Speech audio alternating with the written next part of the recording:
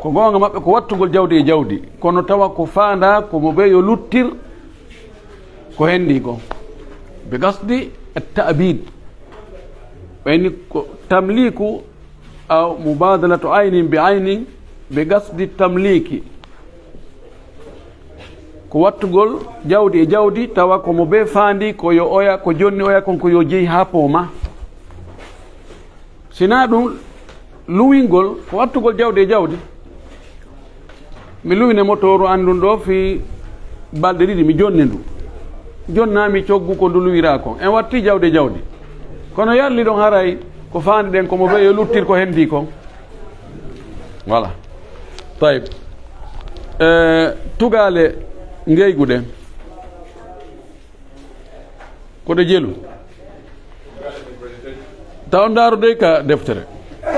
ombe deftere ne min ombe deftere yo tugale ngeyguden ko de jelu ko de tati ko hongal e hongal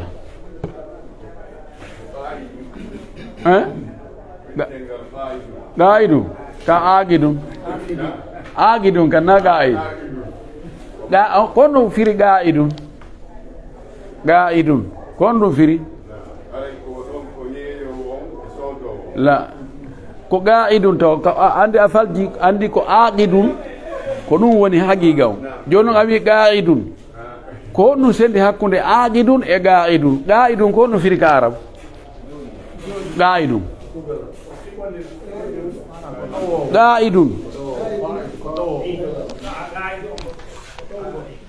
I don't know.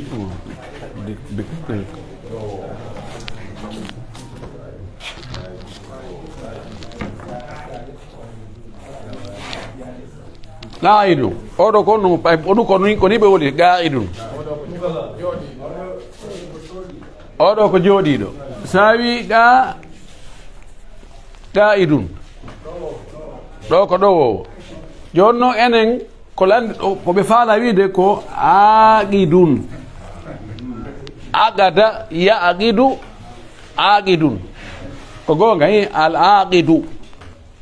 fibo on ani ko normal ko ka defte ko bento al aqidani fibo bembe dido dum ko yo sodowo ngayeyo don woni go tugalal go dimmangal wal sawi maqudu alayhi ko jodaado hoore mum al maqudu alayhi ko jodaado hoore mum al maqudu alayhi e ko fibaado hoore mum on ko haldaado fotta fi mum on dum ko marchandise on tamundum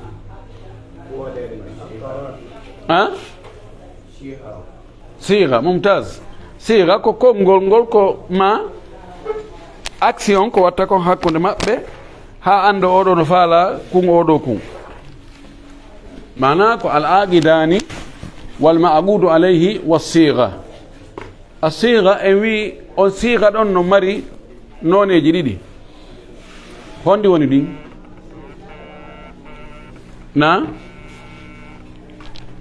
medo ka class taw noddan yeso lanka class lan janginde siga on siga mo kongol yeyan dun do awa mi yeyima dun do ha sabakari awa e hon dun kadi e jonnondirgol tawa be wowlaali kono be wadi ka kuude ko emma ko kongol ma kuugal tayib wi ngey ngunno mari sharti ji fi sellugol sharti ji jelu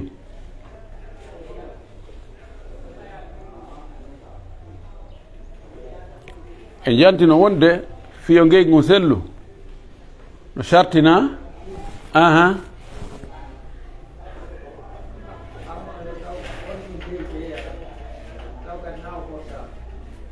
taw hara no hara soruɗo on e yeeyiɗo on no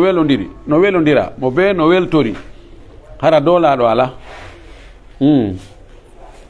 shartinimo nge wino yo taw hara hay ande kata mo rewa ka yeso caméra ji ɗo nani mawɓe ta mo rewta ɗo hande ka ɗo o rewatake few tigo ɗaɓɓoy kat si on tigi leeti ha ɗo fuɗɗama haray taƴutugol ɗo ala yo taw hara kamɓe ɗi ɗo no mo ɓe no weltori hara doolaka ɗon goo ɗiɗi on yo taw kamɓe ɗi ɗo noon hara ko ɓe newnanaɓe fewjugol fi jawdi maɓɓe ndin ka mana mum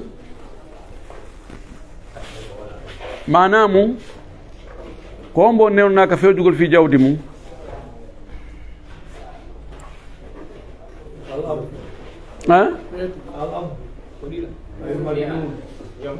almajnun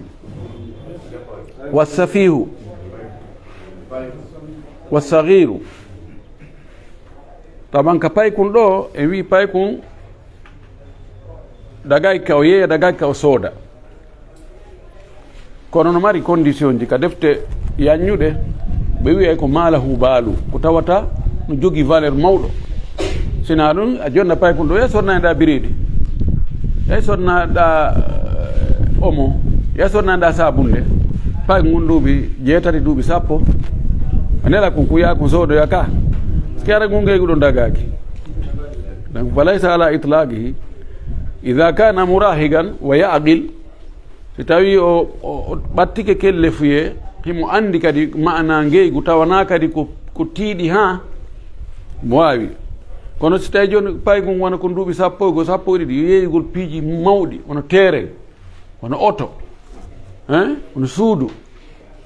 jardin piiji tawata laha baal non la yajuz tayib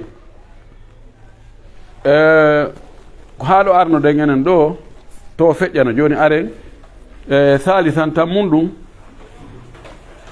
an yakuna albai'u malikan lilmabi'i aw qa'iman magama maliki ɗon e jannguro ɗum ɗon yo taw hara yeeyowo on himo jeyi ko woni yeeyude kon ma hara himo lonti yeeyayɗo on jeyɗo on afan hara mo lonti jeyɗo on ko jeyɗo on wi ni waɗanan ɗum ɗo yeeyana imma o lontorimo o halfinmo ma o wasimo si o maayi yo yeeyanmo ma kanko woni waliyu makko on ani kanko halfinamo sa halfinama goɗɗo hara halfinama kadi ko jeeyi kon ma hara ko waqf jawdi waɗani waqf e yewtino ko hon woni waqf hara ko halfinaɗo gérugol waqf on ɓeɗo no lontike jeyɗo on hiɓe wawi wadde ko jeyɗo on waɗayno kon siko yeeyugol siko luwingol siko soodoygol e piiji ɗin fof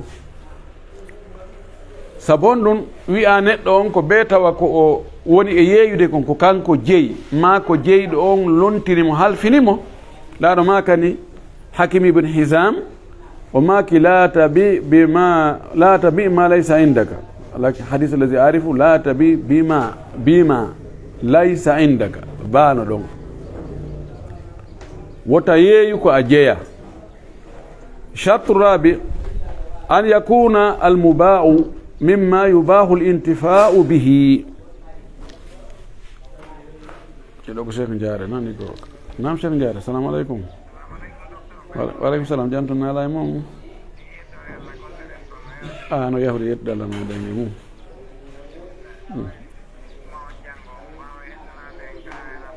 meɗen telimile meɗen ari ga dawra ɓe dawra saria men mo toon dirlinde mawɓe ɓen e ngo ndungu laawi amen ɗi ga no moƴƴi ha feƴƴiti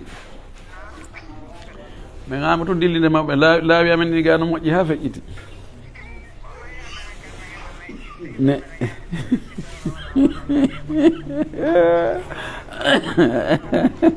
awa gasi joni gasi min adde en haɗa ko ceeɗu joni min adde en ceeɗu sallah ceeɗu ko wonto haare ko ɗon ɗi fayi inchallah marhaba jasakumllah khairan cheikh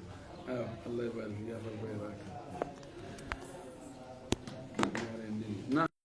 يعني أن يكون المباح مما يباح الانتفاع به من غير حاجته ko yo taw hara koko wona e yeeyede marchandise o koko dagi naftorgol harana naftorgol fewndu feere ala o andi piiji harmuno ɗi no dagi naftorgol ɗi indal haaja ko sewi tew kose no harmi kono si tawi joni hewti tawi ala on tigi ala ko ñama few so ñamal tew ko sen o maaye haɗa dagui ka o naftora tew ko sen o ñama ka ko ɗum non daguinta par ce que ɗo dagui ke naftorgol ko nokku ɓay woni feere ala beere no harmi yargol kono si on tigi ɗeɗɗi ke tawi ala wu ko ittira ɗeɗɗere nden sina beere nden sina ɗon o maaye sardi ko a ƴetta beere nden o yara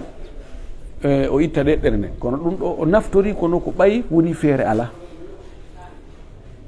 o wi piiji ɗin ko yeyete kono taw hara no dagui naftorgol o wi kalma akuli wal mashrubi wal malbusi wako ñamete e ko yarete e ko ɓornete wal markubi e ko waɗɗete wal aqar e galleji ka hoɗete aqar ko galle ko magasin ko boutique ko conteneur ɗum no fof ko agar wiyete ko hunde ko tawata ko immobilier wa nahwi dhalika ko nandi e ɗum fala yasihu bay'u ma yahrumu l'intifa'u bihi dagaki mano harmi sellata yeeyugol hunde nde naftortake par ce que soodo ɗon ko soodita ko fiyo naftor o addi misal mowi kal khamri wal khinzir wal maytati wa alati lahwi wal maazif kal khamri wono beere dagaki yeeyugol wal khinzir e kose dagaki yeeyugol wal maytati e ko jiibi ko maayiri ni dagaki yeeyugol mayta ko tawata no dagino si hirsama wano nagge ma baali ma mbeewa ma ngeloba ma gertogal kono si maayiri ni hade dagaki e ñamugol ɗum no kadi dagaki yeeyugol e jonno yoɓɓe goo naɓoɓe ɗo nayi e dammi e gerto si maayi ka laawol ɓe naɓa e wonde ɓe yeeya ɗum e jogiiɓe restaurant ji ɓen prix mayɗo joni ɓen olie nagge ngaari ndi hara so tawi ɗi wurnude heɓay noon 5 millions nde maayi ɓe wawi yeeyde de 2 millions 500 3 millions ɓe a ƴetta ɗum ɓe ɓay sa yi tewu ka waali andata ɗum ɗo koko hirsa mana ko hirsa subhanallah wallah guertoɓe ɓe yeeyay dammi ɗin ɓe yeeyay ɓurɓe ɗurde ɓen ma buy e maɓɓe ɓe hulata Allah ɓen ɓe famdira maɓɓe toon ɓe ɗumano ɗumannigoy ɓey nawa ɓe e gundo toon kulis ɓe huttoya toon ɓe ɗumanno ɓe adda ɓe taƴitatewo ɓe ñamminay men ka restaurant ji no hulɓini no harmi wa alati lahwi e alaji puydan alaji sama kala kala ala ko tawata ɗum ɗum ko puydan tout ko fijinaro ko fooli fen ko yimirte ma ko amirte ɗum ɗon dagaki wal maasif e ko wuttete ko wuuɗete guitare jimberu tambirru ŋeŋeedu ɗum ɗon fof dagaki sabu hon ɗum li hadithi Jabir ibn Abdillah radiyallahu anhu qala rasulullah sallallahu alaihi wasallam inna allaha harrama bay al khamri wal maytati wal khinzir wal asnam Allah subhanahu wa ta'ala o harmini yeeyugol beere e ko jiibi ko maayiri ni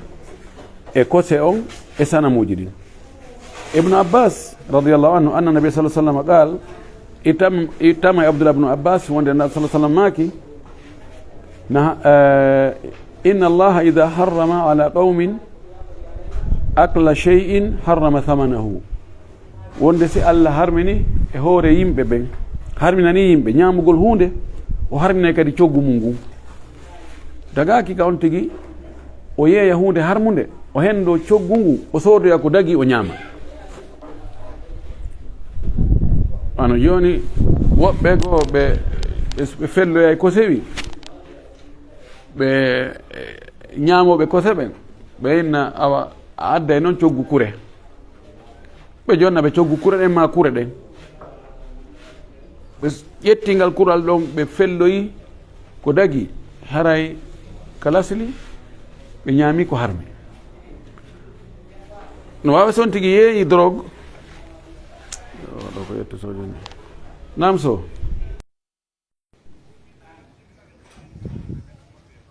na wo ɓe wakkilo to